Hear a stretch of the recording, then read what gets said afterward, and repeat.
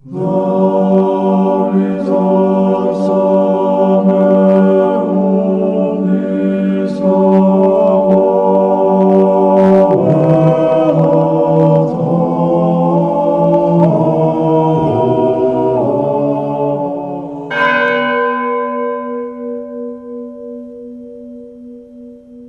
როცა მოსაღამოვდა იმერტშაბათ დღეს და კარები დაკეტილი იყო, სადაც იყვნენ მოწაფეები შეკრებილნი იუდეველთა შიშის გამო, მივიდა იესო და დადგა შუაში და უთხრა მათ: მშვიდობა თქვენდა. და ეს რომ თქვა, უჩვენა მათ თავისი ხელები და გვერდი და გაიხარეს მოწაფეებმა, იხილეს რა უფალი. დღეს საკითხული სახარების ეს ნაწილი გვასწავლის, რომ მკვდრეთით აღდგომის შემდეგ ჩვენი სხეულიც მსგავსი იქნება იესო ქრისტეს სხეულისა, რომელმაც დახშულ კარში გაიარა. ჩვენი სხეულიც განსულიერდება, დიდ სიმსუბუქესა და თავისუფლებას შეიძენს მოძრაობაში.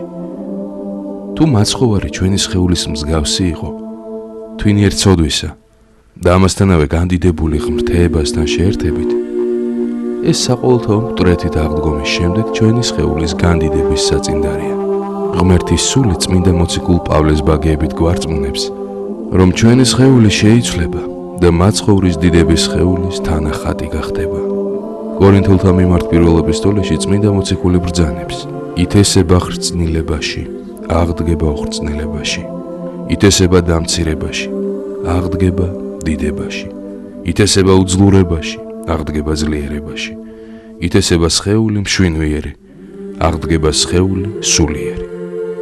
ასევე გვაიმედებს წმინდა ეფრემასურიც, როცა ამბობს, რომ ყველა იმ სხეულს მივიღებთ, რომელიც ჩვენი საკუთარი საქმეების შესაბამისი იქნება. მართალია სხეული მზის სინათლეზე მეტად გაბრწყინდება, ცოდულთა კი ბნელი და სიმღრალით სავსე იქნება. თითოეული ჩვენგანი სხეული საკუთარ საქმეებს წარმოადგენს, რადგან ყველა ჩვენ საქმეებს სხეულით ვატარებთ.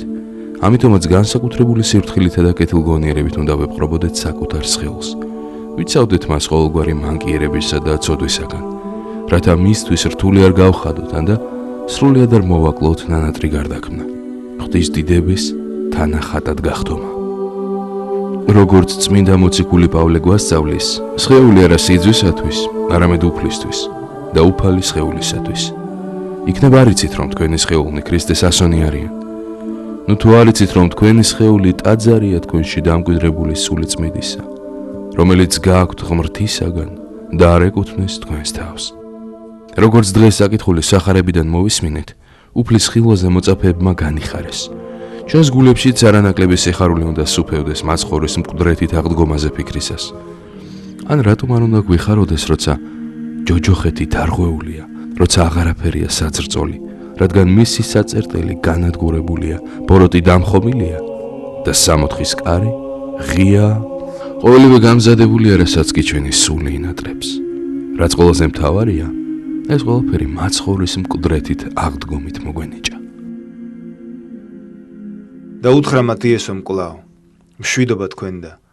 როგორც მომავლინა მე მამამ, მეც გზავნით თქვენ. და როცა ეს თქვა, შებერა მათ და უთხრა: მიიღეთ სული წმინდა. ვისაც მიუტევებთ ცოდვებს, მიეტევება მათ და ვისაც შეკრავთ, შეკრულები იქნებიან. უფლის მოწყალებით მისი ამ ქვეყნად გარდამოხდომით ჩვენ ძალგვიც განვიწმიდოთ ცოდვებისაგან, რადგან თავად უფალმა იმ ერთადერთმა, ვისაც აქვს ხელმწიფება ცოდვათა მიტევებისა, თავის მოციქულებს მიანიჭა ეს ხელმწიფება. მათ კი თავის მემკვიდრე მღვდელმთავრებს გადასცეს. მღვდელმთავრებმა თავის მხრივ მღვდლებს მიანიჭა ეს ცოდვათა მიტევების ხელმწიფება. ამ გზით მონანულ ადამიანს შეუძლია ცოდვათა შენდობა მიიღოს მღვდლისგან იმ განრღვეულის მსგავსად, რომელმაც თავად იესო ქრისტესგან მიიღო მიტევება. რამხელვა ის მადლმოსილი ღვთიური ძალა, რომელიც მღვდელმთავრისა თუ მღვდლის მიერ აღსრულებულ სინანულის საიდუმლოთი ცოდვებს შეუნდობს ადამიანს, სრულ, მთლიან, სრულყოფილ შინაგან განწმედას ანიჭებს მათგან იმას, ვინც რწმენით მიმართავს მოძღვარს. უფლის მიერ ადამიანისთვის მიტევებული ცოდვები წარიხოცება მისი სულისგან იმ ჩანაწერის მსგავსად, რომელიც წაიშლება ვალის გადახდის შემდეგ. შენდობილის სული ისე განიწმინდება ცოდვათაგან, როგორც სხეული და შესამოსელი განსპეტაკდება უწმინდურობისაგან გულმოდგინე განბანვით. ერთი სიტყვით, სინანულის საიდუმოში ხდება კაცის სრული შინაგანი გამწმენ და ცოდვათაგან. თუ კი ამ საქმისადმი დაუდევარი დამოკიდებულებით საკუთარ თავში თავად არ შეინახავს ცოდვის ნარჩენებს. ხოლო თომა 1:12-თაგანი, რომელსაც ერქვა ტყუპის ცალი, არ იყო მათთან, როცა მივიდა იესო. ეუბნებოდნენ მას სხვა მოწაფეები: ვიხილეთ ჩვენ უფალი. ხოლო მან უთხრა მათ: თუ არ ვიხილავ მის ხელებზე სამსჭვალთა კვალს და არ დავდებ ჩემს თითს სამსჭვალთა ადგილს და არ დავადებ ჩემს ხელს მის გვერდს, არ ვირწმუნებ. და 8 დღის შემდეგ კვლავ იყვნენ მისი მოწაფეები შინ და თომაც მათთან ერთად. და მოვიდა იესო, როცა კარები დაკეტილი იყო და დადგა შუაში და უთხრა: მშვიდობა თქვენდა.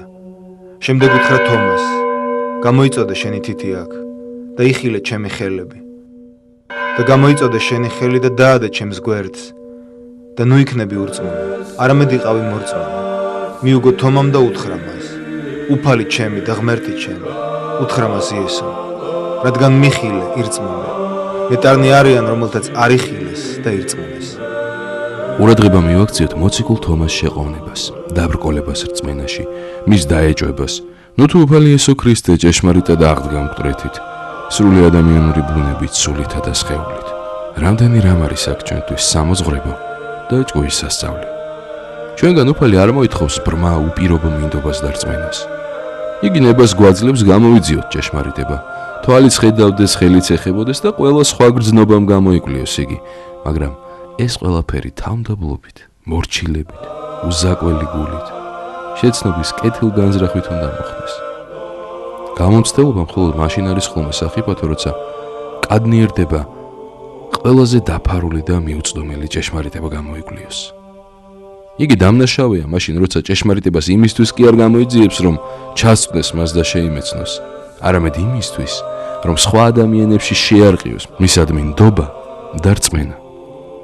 უფალი ეუბნება თომას: რადგან მიხილე, ირწმუნე. ნეტარნი არიან, რომელთაც არ იხილეს და ირწმუნეს. დიდი არ ყოფილა ჩვენი რწმენა, თუ კი ვიხილეთ და იმიტომ გვწამს. ასეთი რწმენა არ შეგვერაცხება განსაკუთრებულ დამსახურებად. ეს ყველა ადამიანს აქვს კეთილსაც და ბოროტსაც. ურწმუნონიც კი არ ეჭვობენ იმას, რასაც საკუთარი თვალით ხედავენ და ხელის შეხებით შეიგრძნობენ. ქრისტიანებს კი იმისთვის, რომ ამაოდ არ ვატარებდეთ მორწმუნის სახელს, ჯერ არ გვწამდეს ის, რასაც ვერ ხედავთ და რისი წვდომაც არ ძალგვიც. ჩვენ ვაღიარებთ უხილავსა და მიუწვდომელ ღმერთს. ჩვენ ვაღიარებთ და ვასრულებთ ქრისტიანული ცხოვრების ისეთ წესებს, რომელიც ეწინააღმდეგება და საძაგელია ჩვენი საკუთარი თავისთვის, რომელთა შესახებ წარმოდგენის შექმნაც არ შეგვიძლია. ერთი სიტყვით, ჩვენი რწმენით საქმე გვაქვს უხილავთან, უცნობთან, მიუწვდომელთან. აბაგანაც ძალგვიც, რამე მოვიმოქმედოთ რწმენის გარეშე. ჭეშმარიტი ქრისტიანი ის არის, ვისაც სწამს ღმერთის და მისი სიტყვების, არა იმის გამო, რომ მხოლოდ ჭეშმარიტება დამაჯერებელი და დამტკიცებულია მისთვის, არამედ იმიტომ, რომ მას უყვარს ღმერთი და ჭეშმარიტება, ხოლო და ასეთ რწმენას უწოდებს მაცხოვარი ნეტარს.